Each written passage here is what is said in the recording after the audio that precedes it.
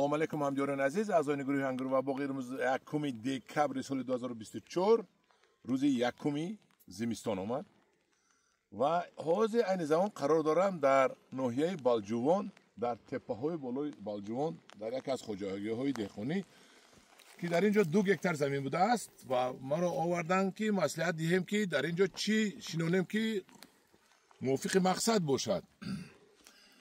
بلندی زمین را من با اسباب سنجیدم 1120 متر بوده است.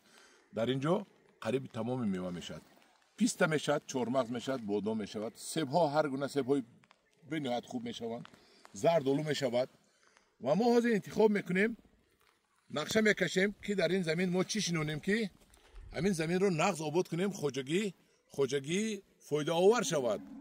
من خیلی زمین های بکار خوابیده که فقط گاو و گوسفند میچرن و همین سبزه‌اش رو میخورن نباشد و یک خوجگی باشد که فایده نغز به دست آورد و ما از انتخاب میکنیم در کجا کدام قطعه‌اش پیسته میشونیم، کدام قطعه‌اش سیب میشونیم، کدام قطعه‌اش چهارمغز میشونیم.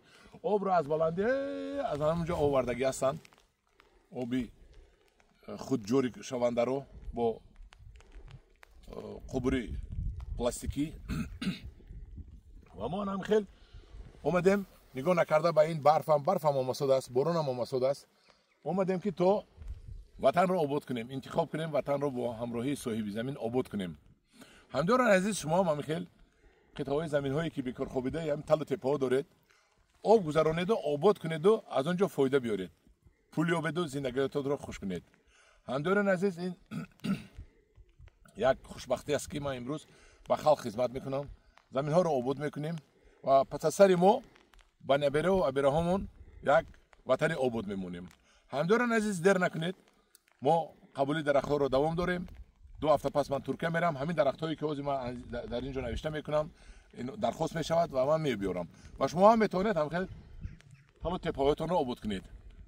در پناه خدا باشد، خدا نگهبان شما باشد.